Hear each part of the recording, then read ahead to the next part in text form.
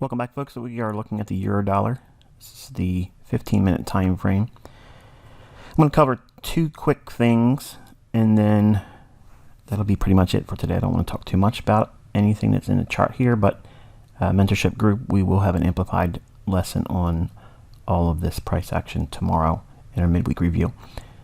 Real quick, if you have not been following along on the community tab, if you go to the Inner Circle Trader YouTube channel, click on the community tab, and this is my replacement for Instagram and Twitter, which I'm no longer a part of either one of those mediums. And this is where I'm updating everyone. If there's anything of any importance, or if there's something I'm trying to grab your attention with, you can find that here. If you subscribe to the channel, hit the notifications tab and the little bell icon, it should be alerting you whenever I post something on this community tab. Anyway, with that said, let's go back to the euro, and this is a 15-minute time frame, as I mentioned. And I posted a chart, and I want to kind of like give you the opportunity again, if you have not done so, go through the chart that's posted on the community tab. That's naked, doesn't have anything on it, kind of like this, but it was only showing up to here. Okay, so otherwise it's just gonna feel like a waste of time, and you want to be able to use your time efficiently and also try to grow in your understanding. And that's what this little example is going to hopefully do for some of you. All right, so if we're looking at the price action here, we have a high formed on the 24th, which is Monday's trading. We had a low here, and low here. So there's multiple lows in here. Now, everyone that's familiar with my content is always now looking for these equal highs and equal lows. Sometimes that's the way to go, and sometimes you have to wait for it to get back to those levels. So this is where it takes a little bit of understanding and experience to know what the narrative is. And mentorship, you know, we are in an area of consolidation, so we're not trying to look for exponential breakouts. We're looking for trading inside the range until a definitive displacement takes place. So with that said, I'm going to give you the YouTube version of what has transpired today, and yes, it is enough. So if we look at the annotations, I'm just going to add these on real quick. These are the salient points that we're going to cover. I'm going to have a link in the description. If you click on that, a little bit more detail as to what it is I'm annotating here. So right away, you can see that we had the market trade down. This is the New York session. So it's 8:30 in the morning to 11 New York time. Always set your trading view to this, regardless of where you live in the United States, whether you live in a foreign country outside the US, set your charts to New York time. If you do that, everything you're looking at in terms of my lessons will make perfect sense to you. Then it just has been very easy transitioning from MT4, where everyone would used to ask me, what is the time zone and kill zone overlap? Not that this is a kill zone, but because I gave you a specific time window to trade the New York session, it's static, it doesn't change. This is the easiest way for me to get all the students on the same page. Just this little tab down here, scrub until you get to New York. Okay, click on that, and then your time is set. Vertical delineation on midnight, New York. And then we have a Judas swing here in London. Price trades up. Does it trade through Monday's high? No, does not do that. But prior to the 8:30 to 11 o'clock New York session, price is going to most likely reseed because the market has made a low and it's already shown a willingness to want to rally. So right away, in my mind, I'm thinking this could be a run to this high. Not strongly am I, forcing that opinion on myself, but I'm looking at the likelihood that that might be where it's reaching for. But nonetheless, even if it doesn't go there, we can look at the order block that's in that swing high. That's this last up close candle, looking at the middle of that body, which is the mean threshold, and then you have the low. Okay, so that's your sweet spot, if you will, of an order block. Not every up close candle is a bearish order block, and every bearish order block is not always a short selling opportunity. But if we look at the likelihood of either one of these two levels posing an upside objective, we've already got the lower end here. So if we start to recede, what would it likely recede into? Well, we have a low here and a low here, which we'll look at on a 5-minute chart, because I do want to show briefly why I went short, and you saw that on a live account.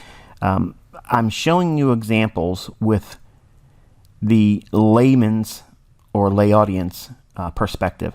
Now I could get on here and trade, $500 per pip, and it's going to mean nothing to you all. You're not going to be able to connect with that.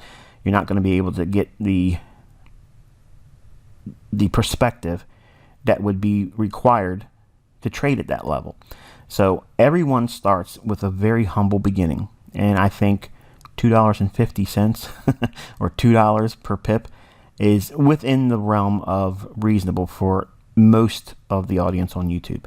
I want to speak in terms that are easily accepted across the entire audience, and that way no one feels alienated because they're trading with a very small account, and or traders that are not looking to ever risk $500 per pip. That doesn't alienate those individuals either. So I'm trying to make it so we're not focused on money, because that's the number one driver of failure in this industry, is because you're starting too fast worrying about money.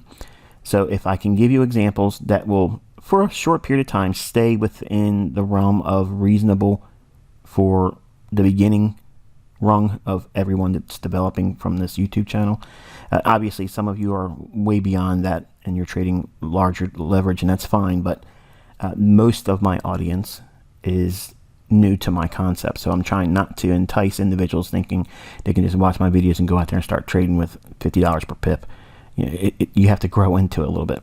So if we look at the context of the day, we have New York session, midnight, the market trades down, creates a low of the day in London, and then there's market protraction to the upside. We trade up into the bearish order block here, and then we get that reaction trading down into the 8:30 to 11 o'clock New York session. We have relative equal lows in here. It trades down below those as well and into the bullish order block right here. So we're looking at the high, so the candle's high, and the candle's open. Okay, so we have those two specific price levels. And we could annotate the midpoint of the body, which would be the mean threshold, but that's not required here because of the signature that creates this wick. And again, mentorship, you know what that is. And I don't want to sound like I'm teasing, okay, but I'm not here teaching mentorship, folks. So just accept the fact that I'm willing to share my time here, and it's free. Okay, so take what you get and be happy with it. If you're not happy with it, just leave the thumbs down button and don't come back tomorrow. Okay.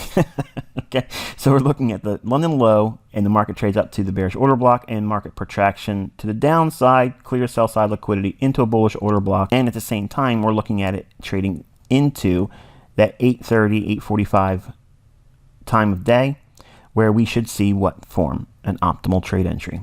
So the parameters are this low to this high, trades down, optimal trade entry. It overshoots it a little bit. Again, I don't trade on the fibs, okay? I'm trading on the logic and what the algorithm's going to reprice to, the order block. London creates the low of the day. We have unfinished business up here, so it may make an attempt to trade up into this high. That's my thinking. But I want to get a little bit of juice out of this before it runs higher, so I went short in here, and you saw that. Trades down into the order block. Look at the bodies of the candles respecting the wick. You see that? Stops just short of the wick here, and then we hit it, trade through it a little bit into the order block, and then elevates.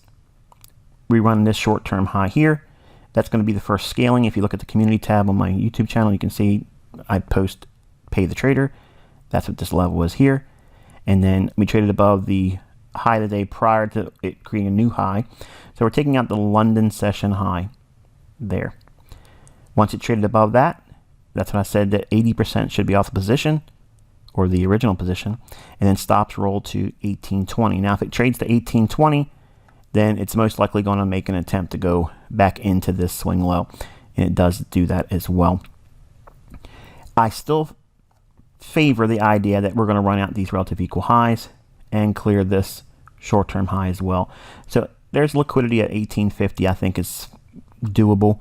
Hopefully I'll get this video up on YouTube before it posts there, but nonetheless, you can actually see that in the chart that I shared on the community tab. It's actually annotating this level here. All right, so let's drop down into a 5-minute chart and give you a little bit of detail here that isn't apparent on that 15-minute time frame. All right, so I went short in here. All of these candles here are a bearish order block, and it's also a mitigation block. Now, a mitigation block is not a breaker, but it's very similar. So when we have price trade up into a level that the algorithm will respect, which is that order block I mentioned on that 15-minute time frame, price comes down and runs one more time, but fails to go above the swing high here. It breaks down with this candle right there. Okay, so we broke all this rally up. It trades down and then trades right back up into this last up close candle right there. So when price hit that, in the next candle, I'm going short. Okay, so I'm selling short there, and I'm targeting right below here. Now, I could fancy dance and try to get real close to the order block that's down in here. Okay, these last two down close candles, it's a specific order block.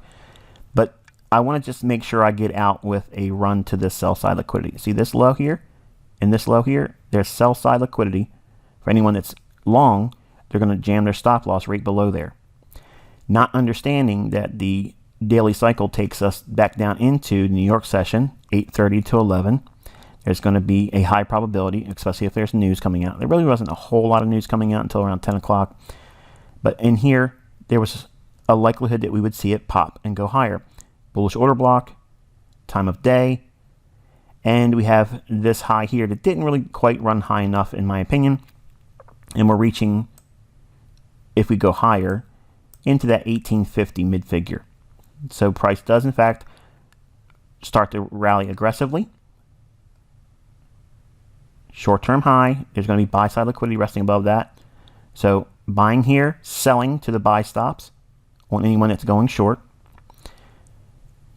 Buy-side liquidity above this high, and as it trades above that, that's when I was posting that 80% of the positions should come off now, and the remaining 20% of the initial position should be rolled to a stop at 1820 right in here. Now, ultimately, it did trade back down into that, and that's fine. It's not a big deal. But if you're trading from here and getting out here, that's over 40 pips. And then you lock in 15 to 20 pips of open profit on the balance. If you get stopped out, you didn't take a loss there either. So in theory, it's a nice example today showing how when we're in an area where it's likely not to create a strong breakout higher or lower, and we're trading inside the range, you want to take the bulk of your position off when it runs into areas like this initial high of the day. The market does, in fact, trade lower into almost 1 o'clock in the afternoon. It's 12:40 my local time. Trades down into it. Look at the respect of that order right there. Bang. Body again, slams, runs away, and we are now trading here. So it looks to me as if we might expand on the upside, run these highs out, and reach into that 1850 level. That's something you guys can study tonight. Can you make any money with it? Probably not, but it's an observation and study for you to look at and consider as experience. So I think that's going to be it for today. I will touch base with you later on in the week, and I'll give you another example. Till then, I wish you good luck and good trading.